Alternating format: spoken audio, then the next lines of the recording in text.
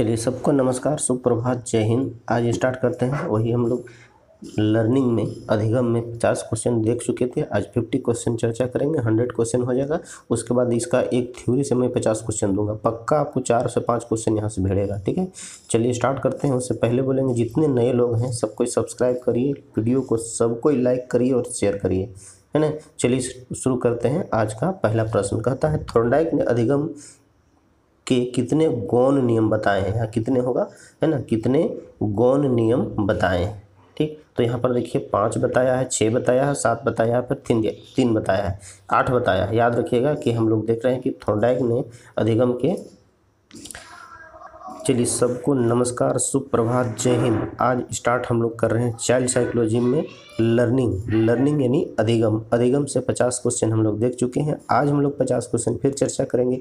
उसके बाद इसमें हम लोग थॉर्नडाइक पाउलो का जो भी थ्योरी है उससे बहुत ही इंपॉर्टेंट क्वेश्चन आएगा नेक्स्ट वीडियो के लिए। अभी स्टार्ट करते हैं। सबसे पहले हम लोग उससे पहले बोलेंगे कि आप लोग जितना कोई हैं सभी वीडियो को लाइक कर दीजिए। ठीक है, वीडियो को देखने के बाद जरूर सब्सक्राइब करेंगे। ओके, चलिए शुरू करते हैं। आज का पहला प्रश्न कहता है, थॉर्नडाइक ने अधिगम के कितने गौण नियम बताए हैं। यहाँ कितने होगा, ठीक है, कितने गौण नियम बताए हैं। 5, 6, 7 या फिर 8। तो थॉर्नडाइक ने कुल 5 गौण नियम बताए हैं अधिगम के। नेक्स्ट चलते हैं 52 में। एक कार्य के सीखने का दूसरे कार्य के सीखने पर कोई प्रभाव नहीं पड़ता है। यानी पहला कार्य जो हम सीखे दूसरे कार्य से सीखने पर कोई प्रभाव नहीं पड़ता है। तो इस प्रशिक्षण स्थानांतरण को क्या कहते हैं। सिंपल सा बात है, देखिए कोई प्रभाव, एक कार्य के सीखने से दूसरे कार्य जो हम लोग करते हैं तो उससे कोई प्रभाव नहीं पड़ता है। तो निषेधात्मक प्रशिक्षण स्थानांतरण, शून्य प्रशिक्षण स्थानांतरण, नगण्य प्रशिक्षण स्थानांतरण या फिर तटस्थ प्रशिक्षण स्थानांतरण। याद रखिएगा इसमें कोई प्रभाव नहीं पड़ेगा तो क्या हो जाएगा, शून्य प्रशिक्षण स्थानांतरण होगा। 53 में, प्रथम अवस्था में सीखे गए कार्य के परिणाम स्वरूप दूसरे कार्य को सीखना कठिन हो जाए।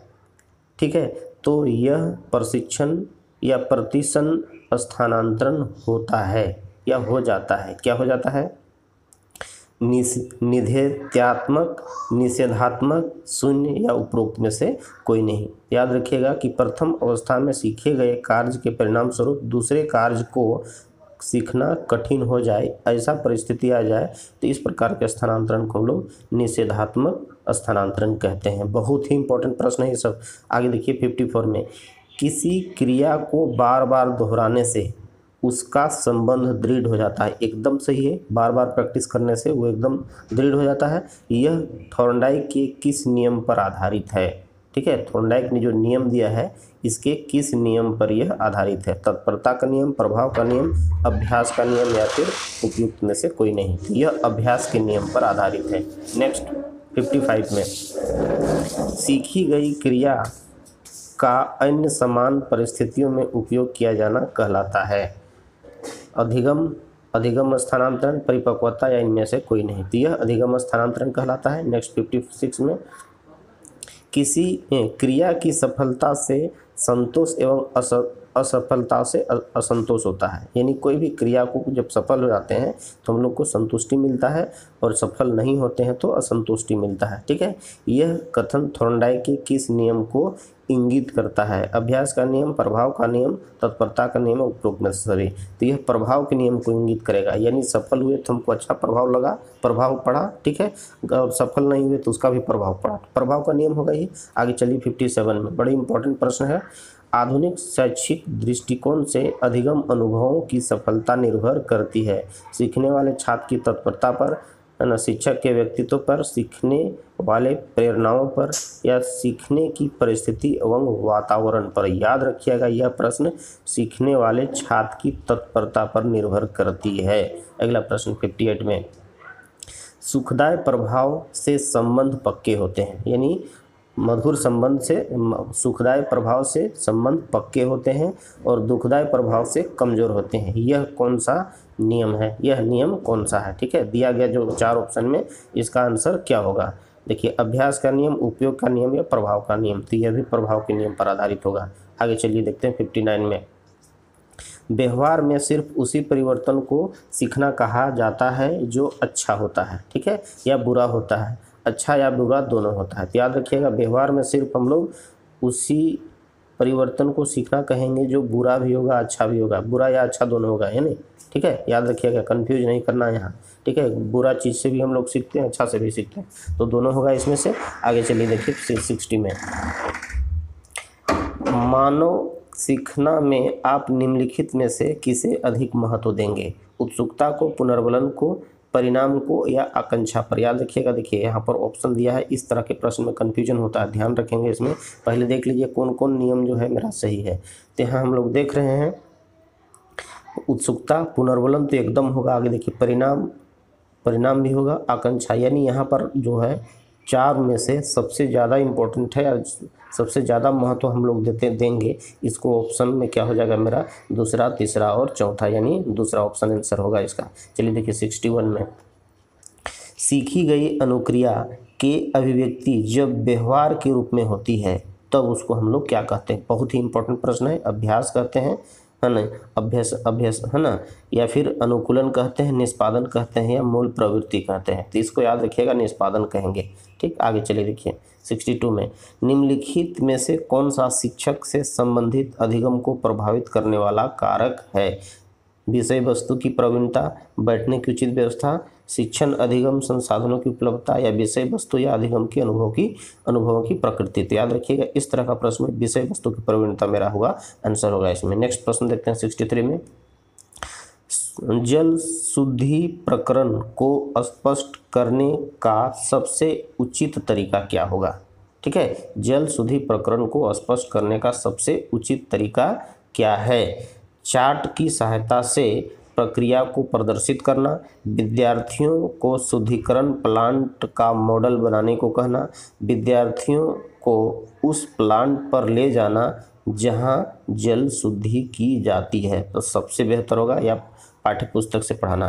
तो यदि बच्चा को स्वतः वहां ले जाएंगे तो सबसे ज़्यादा होगा, क्योंकि हम लोग थ्योरी में पढ़ा रहे हैं, वहाँ जब प्लांट में कैसे शुद्ध किया जाता है वहाँ ले जाएंगे तो वो ज़्यादा प्रभावी होगा। इसीलिए ऑप्शन 3 में सही होगा। देखिए 64 में, निम्न में से कौन सा कारक बालकों में अधिकतम अधिगम प्रसार हेतु आवश्यक है? ठीक है, बालकों में अधिकतम माने मैक्सिमम लर्निंग का जो होता है प्रसार हेतु आवश्यक होता है। तो 64 में हम लोग देख रहे हैं कि अध्ययन के प्रति उनकी व्यक्तिगत रुचि, कक्ष में अधिकाधिक कार्य, गृह कार्य की अधिकता या लेखन कार्य की अधिकता।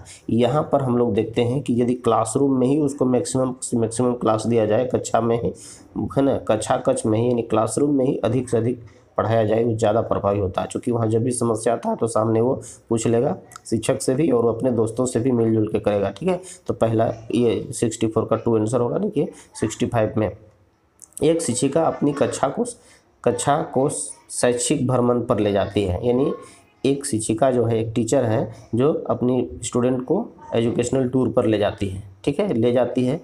तो यहाँ पर हम लोग देख रहे हैं कि विद्यालय में रोजाना शिक्षण से अवकाश उपलब्ध कराने के लिए नहीं तो हो ही नहीं सकता है। प्रत्यक्ष अवलोकन के लिए बच्चों को अवसर उपलब्ध कराने के लिए संभव है, हो सकता है आंसर। आगे देखिए, विद्यालय कैलेंडर में सुनिश्चित क्रियाकलाप करने के लिए नहीं होगा, बच्चों को मनोरंजन उपलब्ध कराने के लिए नहीं, यानी यहाँ प्रत्यक्ष अवलोकन होगा, यानी टूर में ले जाएंगे तो जहाँ पर जिस जगह पर शैक्षणिक भ्रमण में ले जाएंगे उसका प्रत्यक्ष अवलोकन करेंगे। ठीक है, और आंसर 2 सही होगा। चलिए 66 प्रश्न बहुत ही इंपॉर्टेंट प्रश्न है। ठीक है, कहता है निम्नलिखित में कौन सा कथन सीखने के बारे में सही है? सही है कहने का मतलब है कि 3 को गलत होगा, कौन सा सही है? तो उसमें से सबसे बेहतर क्या लगता है आंसर होना चाहिए, वो आंसर देंगे।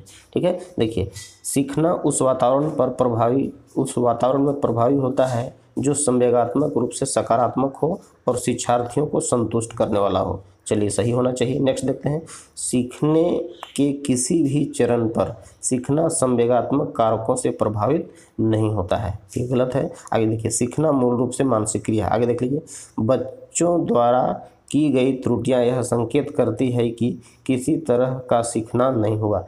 इसमें आंसर मेरा पहला होगा। ठीक है, नेक्स्ट प्रश्न 67 में, एक शिक्षिका अपने शिक्षण में दृश्य श्रव्य सामग्री यानी है ना ऑडियो विजुअल जो टीचिंग एड्स हैं, ऑडियो विजुअल और शारीरिक गतिविधियों का प्रयोग करती है, क्योंकि वे शिक्षक को आराम देते हैं, वे प्रभावी आकलन को सुगम बनाते हैं। ठीक है, आगे देखिए, वे शिक्षार्थियों को वैदित्य उपलब्ध करवाते हैं, इसमें अधिकतम ज्ञानेंद्रियों का उपयोग सीखने को संदर्भित करता है, और यही मेरा आंसर होगा। ठीक है, नेक्स्ट देखते हैं 68 में। ठीक है, एक शिक्षिका सामान्यतः विद्यार्थियों को अलग अलग कार्य देती है। वह यह विश्वास करती है कि विद्यार्थी एक जैसे कार्य सभी विद्यार्थियों को दिए जाने में पसंद नहीं करते हैं। यह विद्यार्थियों में प्रतिस्पर्धा को बढ़ावा देती है। विद्यार्थियों में व्यक्तिगत अंतर होते हैं। विद्यार्थी एक दूसरे के कार्य को नकल नहीं करते। तो यहाँ पर होगा 68 में, देख लीजिए यहाँ पर होगा, यह जो है विद्यार्थियों में प्रतिस्पर्धा को बढ़ाता है, आंसर ये होगा। यानी एक शिक्षिका सामान्यतः जो होता है विद्यार्थियों को अलग अलग कार्य देता है, क्योंकि उसको विश्वास होता है कि इससे क्या होगा, उसमें कंपटीशन की भावना होगी, जिससे उसको अच्छा से अच्छा करने का प्रयास करेंगे। चलिए 69 में, श्रव्य शिक्षण सहायक सामग्री का उपयोग निम्नलिखित में से किसमें किया जा सकता है? बच्चों का लेखन सुधारने में, बच्चों के उच्चारण सुधारने में, बच्चों का मूल्यांकन में, या उपरोक्त में से सभी। देखिए यहाँ पर होगा कि ना, श्रव्य की बात कर रहे हैं। ठीक है, सुनने वाला यदि हम उसको बार बार बोल के लिखवाएंगे तो वो गलती करेगा, उसको फिर चेक करेंगे, यानी उसके लेखन को सुधारने के लिए। ठीक है, आगे चलिए 70 में कहता है कि एपिडायास्कोप उपकरण का उपयोग निम्नलिखित में से किसके लिए किया जाता है? ठीक है, वस्तुओं को स्पष्ट रूप से देखने के लिए नहीं, किसी अपारदर्शी वस्तु को स्क्रीन पर प्रक्षेपित करने के लिए, एकदम ये होना चाहिए। आगे देखिए, किसी वस्तु की नकल उतारने के लिए नहीं, किसी वस्तु को बड़ा दिखाने के लिए। तो यहाँ पर मेरा आंसर 2 होगा। नेक्स्ट देखते हैं 71 में, शिक्षण मशीनों की विशेषता होती है। ये शिक्षण समस्या का समाधान करने में सहायक होती है। इनमें बाह्य अनुक्रिया के लिए अवसर दिया जाता है। इनमें छात्रों के मूल्यांकन करने में भी आसानी होती है, और ये उपरोक्त में से सभी इसका आंसर होगा। नेक्स्ट 72 में देखते हैं कि किस शिक्षण सहायक सामग्री से छात्रों को उच्च कोटि का पुनर्वलन प्राप्त हो सकता है? कंप्यूटर से, चार्ट से, रेडियो से, या टेलीविज़न से। तो उपरोक्त जितना दिया है उसे कंप्यूटर से हम लोग देखते हैं, उसमें विभिन्न तरीका से हम लोग इसको उच्च कोटि का पुनर्वलन प्राप्त कर सकते हैं। ठीक है, नेक्स्ट देखते हैं 73 में, कक्षा अध्यापन में दृश्य साधन के रूप में किसका सर्वाधिक प्रयोग होता है? ग्राफ का, चार्ट का, ब्लैक बोर्ड का, या रेखाचित्र का? तो कक्षा अध्यापन में जो होता है दृश्य साधन के रूप में सबसे अधिक ग्राफ प्रयोग होता है। नेक्स्ट, कौन सी शिक्षण सहायक सामग्री बच्चों के लिए सर्वाधिक आकर्षक है ना, आकर्षण का केंद्र होना चाहिए? Bulletin board, chart, black board, या रेखाचित्र? ये होगा बुलेटिन बोर्ड। बहुत ही इंपॉर्टेंट प्रश्न है। नेक्स्ट देखते हैं 75 में, किस शिक्षण सहायक सामग्री को तैयार करने का अवसर बालकों को भी दिया जाना चाहिए? ग्राफ, चार्ट, बुलेटिन बोर्ड, या रेखाचित्र? बुलेटिन बोर्ड दिया जाना चाहिए, क्योंकि ये क्या होता है, सबसे ज़्यादा आकर्षक होता है। नेक्स्ट 76 में, दृश्य श्रव्य सामग्री यानी ऑडियो विजुअल टीचिंग्स जो एड होते हैं, टीचिंग एड्स जो होते हैं, कैसी नहीं होना चाहिए? याद रखिएगा, दृश्य श्रव्य सामग्री कैसी नहीं होना चाहिए? शिक्षण के उद्देश्य की प्राप्ति में सहायक, ये तो होना ही चाहिए। सुंदर तथा आकर्षक, ये भी तो होना ही चाहिए। बालक को विचलित करने वाली नहीं होना चाहिए। बालकों की रुचि को बढ़ाने वाली होना चाहिए। नहीं, इसमें से नहीं होना चाहिए कैसा, बालकों को विचलित करने वाली नहीं होनी चाहिए। 77 में, बालकों में निरीक्षण करने की योग्यता के विकास में सर्वाधिक मदद करता है? कौन करता है? भ्रमण, चार्ट, नमूना, या कंप्यूटर? तो भ्रमण है ना, टूर में ले जाने से सबसे ज़्यादा वो प्रभावित करता है, में सर्वाधिक मदद करता है। नेक्स्ट 78 में, वाइगोत्स्की बच्चों के सीखने में निम्नलिखित में से किस कारक की महत्वपूर्ण भूमिका पर बल देते हैं? बहुत ही इम्पोर्टेंट प्रश्न है ये। आनुवंशिक, नैतिक, शारीरिक, या फिर सामाजिक? ये सामाजिक होगा। नेक्स्ट 79 में, श्यामपट्ट यानी ब्लैक बोर्ड को शिक्षण साधन सामग्री के किस समूह में सम्मिलित किया जा सकता है? यानी ब्लैक बोर्ड को शिक्षण साधन सामग्री के रूप में है ना, किस समूह में इसको हम लोग रख सकते हैं? देखिए श्रव्य साधन, दृश्य साधन, श्रव्य दृश्य साधन, इनमें से कोई नहीं। तो सीधा सा बात है, दृश्य साधन यानी विजुअल है ये, ठीक है, देखने वाला है। 80 प्रश्न में है, श्यामपट्ट पर लिखते समय सबसे महत्वपूर्ण क्या है? अच्छी लिखावट, लेखन की में स्पष्टता, बड़े अक्षरों में लिखना, छोटे अक्षरों में लिखना, यानी अच्छी लेखन होना चाहिए, ठीक है, जो क्लियर हो, ठीक। 81, ठीक है। चलिए अगला देखते हैं 81। 81 में क्या कहता है कि विद्यार्थियों के पोर्टफोलियो के लिए सामग्री का चयन करते समय, दो जगह दिया हुआ है खाली स्थान यहाँ पर, ठीक है, क्या होगा, क्या होना चाहिए? विद्यार्थियों का बहिष्करण नहीं होगा, अन्य शिक्षकों का समावेशन ये भी नहीं होगा, विद्यार्थियों का समावेशन हाँ ये हो सकता है। फिर देखिए अभिभावकों का समावेशन नहीं, विद्यार्थियों से संबंधित है तो विद्यार्थियों का समावेशन होना चाहिए। 82, मीडिया एक उदाहरण है, ठीक है, जो अधिगमकर्ता को प्रत्यक्ष प्रस्तुतिकरण के द्वारा अधिगम में सहायक होता है ना। शैक्षिक टेलीविज़न, शैक्षिक प्रसारण, ओवरहेड प्रोजेक्टर या फिर टेलीफोन। तो यहाँ पर हो गया 82 में मेरा हो जाएगा शैक्षिक टेलीविज़न होगा, एजुकेशनल। नेक्स्ट देखते हैं 83। विद्यार्थियों के साथ संप्रेषण का अर्थ होता है उनसे प्रश्न करने को कहना, विचारों का आदान प्रदान, उन्हें निर्देश देना या फिर उन्हें अपने विचारों से अवगत कराना, यानी विचारों का आदान प्रदान होगा इसमें। 84 में पढ़ने की वह तकनीक जिसका उपयोग तालिका में स्थित शब्दावली तथा प्रसंग में किया जा सकता है, इसको हम लोग क्या कहते हैं?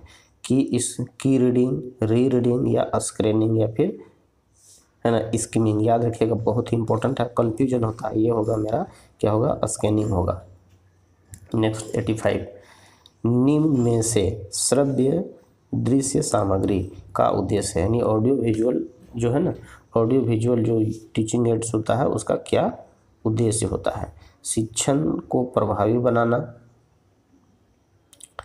छात्रों में सृजनात्मकता उत्पन्न करना, छात्रों को क्रियाशील बनाना, विषय वस्तु में अरुचि पैदा करना। तो यानी चौथा तो होगा ही नहीं, ठीक है, चौथा जो नहीं होगा ये गलत है। यानी कौन सा आंसर होगा? पहला, दूसरा, तीसरा। अब पहला ही ऑप्शन मेरा इसमें है, ठीक है। चलिए देखिए अगला प्रश्न 86। मुगर्तनी यानी स्पेलिंग, वाचन एवं गणना में कठिनाई, सामान्य बुद्धि एवं अच्छी अनुकूलनात्मक योग्यता की विशेषता है।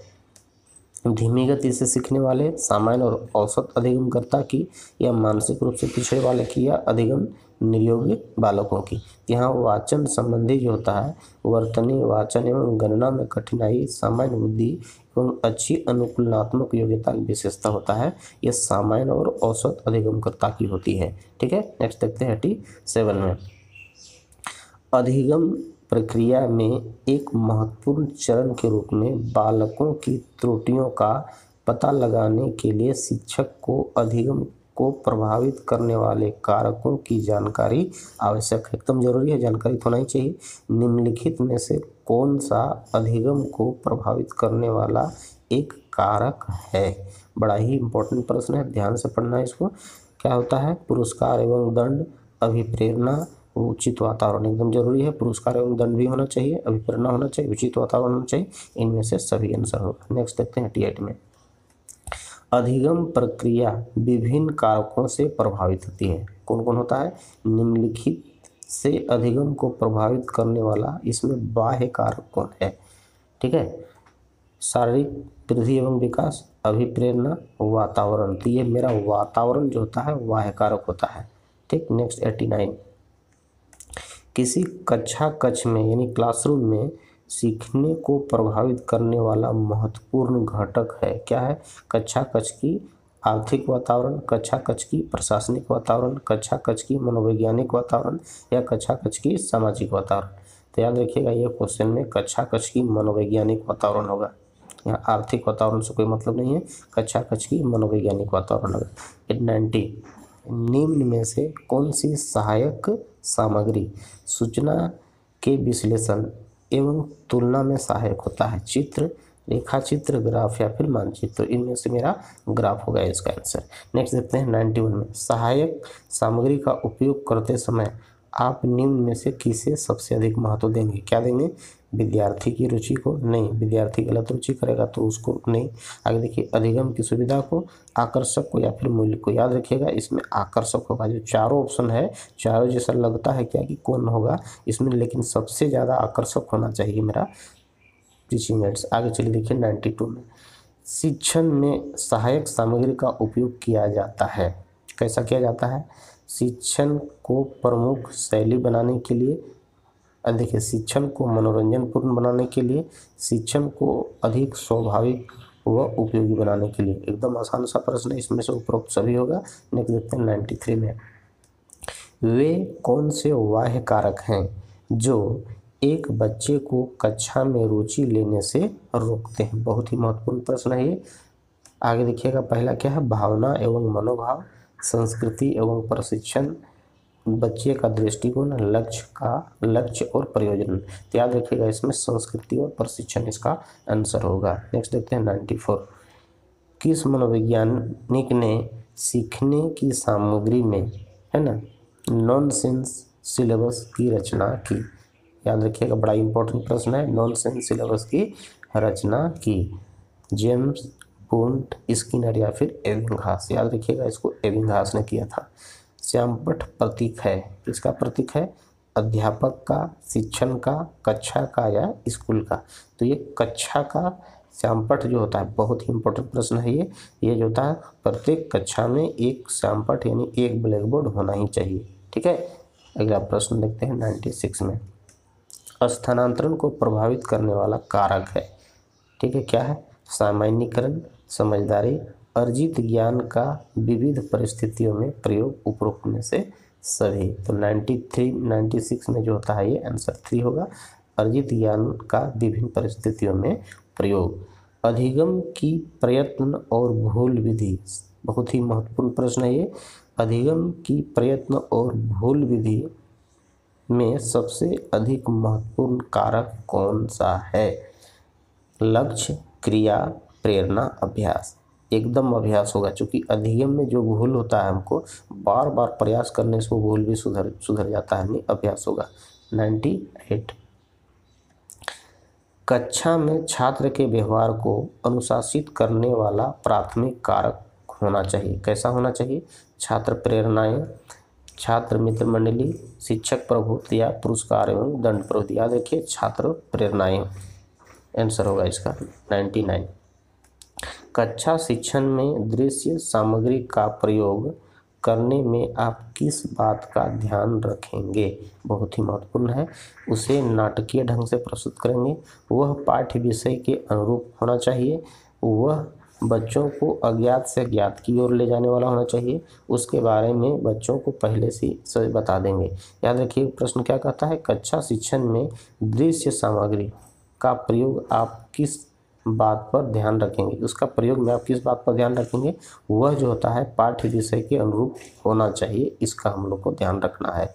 लास्ट प्रश्न देखिए, कक्षा शिक्षण में विविधता और रोचकता बढ़ती है, बहुत ही महत्वपूर्ण है, अध्यापक के व्यक्तित्व से, छात्रों के सहयोग से, शिक्षण सामग्री के प्रयोग से, अनुशासन के पालन से। याद रखिएगा कक्षा में जो होता है, कक्षा का वातावरण, क्लासरूम में जो टीएलएम होता है, शिक्षण सामग्री का प्रयोग जितना अच्छा से करेंगे उतना ही बच्चा मोटिवेट हो, उतना ही बच्चा ध्यानपूर्वक उसको सुनेंगे, यानी उसकी रोचकता बढ़ती है। चलिए ठीक है, चलिए धन्यवाद सभी को वीडियो को अंत तक देखने के लिए। चलिए सभी को लाइक और सब्सक्राइब कर लेंगे।